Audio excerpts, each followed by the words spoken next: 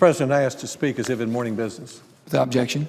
Mr. President, later this week, the Senate will vote on a resolution to disapprove a Clean Air Act rule designed to limit the blowing of power plant pollution from one state to another. In my opinion, overturning the rule would throw the matter back to regulators, back to courts, back to lawsuits, and back to delay.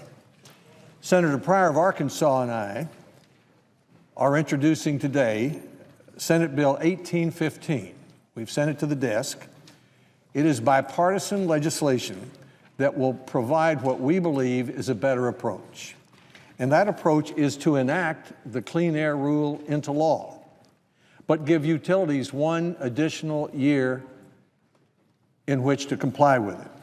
Our approach would provide certainty and cleaner air at the lowest possible cost to taxpayers. The motion to overturn the Clean Air Rule will be offered by the junior senator from Kentucky, Senator Paul. Tennesseans admire much about our Kentucky neighbors. We admire their bluegrass. We admire their basketball. We admire their distinguished United States senators. But Tennesseans don't want Kentucky's state income tax, and we don't want Kentucky's dirty air. And we know that our neighbors in North Carolina don't want Tennessee's dirty air blowing into North Carolina, because they have told us that through lawsuits in the courts, which they have won.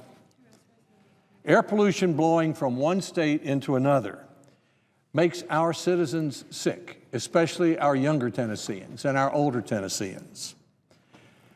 Air pollution blowing from other states into our states is a job issue. Pollution makes our Great Smoky Mountains more like the Great Smoggy Mountains.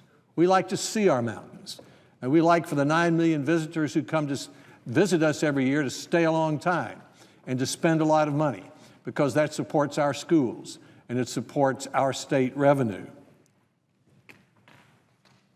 And dirty air blowing into Tennessee from other states makes it harder for us to create jobs in yet another way. I remember 30 years ago when I was governor of Tennessee and the Nissan Corporation came to our state. The very first thing Nissan did when it came to Tennessee was to go down to the state air quality board and ask for an air quality permit in order to operate its paint plant. Fortunately, the air quality in the Nashville area was clean enough that Nissan could locate there. If Nissan hadn't been able to obtain an air quality permit to operate its paint plant, it would have been in Georgia or some other state. And the auto jobs which have come to Tennessee in the tens of thousands over the last 30 years would most likely have been in some other state. So dirty air blowing from Kentucky into Tennessee, or Tennessee into North Carolina, or from any state into another state, makes it harder for the recipient state, the communities, to get their air quality permits, and it makes it harder, for example, for us to say to Volkswagen and its suppliers, we can provide a home to you because our air is clean enough so that we can get our air quality permit. Mr. President, in 2005, the Bush administration first put into place the predecessor to the cross-state air pollution rule that we'll be voting on later this week.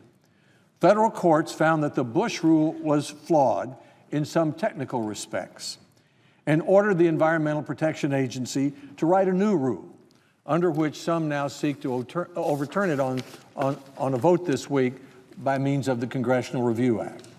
The Bush Clean Air Rule that was put in place in 2005 has now been there for 6 years. Many utilities have already taken steps to comply with it. The pollution standards in the new rule that we'll be voting on are about the same as those established in the 2005 Bush rule. As an example of costs, the Tennessee Valley Authority, the nation's largest public utility, tells us that complying with the new rule, the one we'll be voting on, will cost its ratepayers between $1 and $2 a month.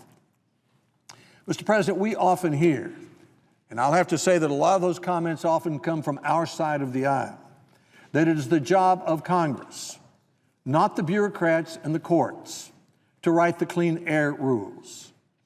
The common sense legislation that Senator Pryor and I offer today is an opportunity for Congress to do its job in a way that will clean the air at the lowest possible cost to ratepayers.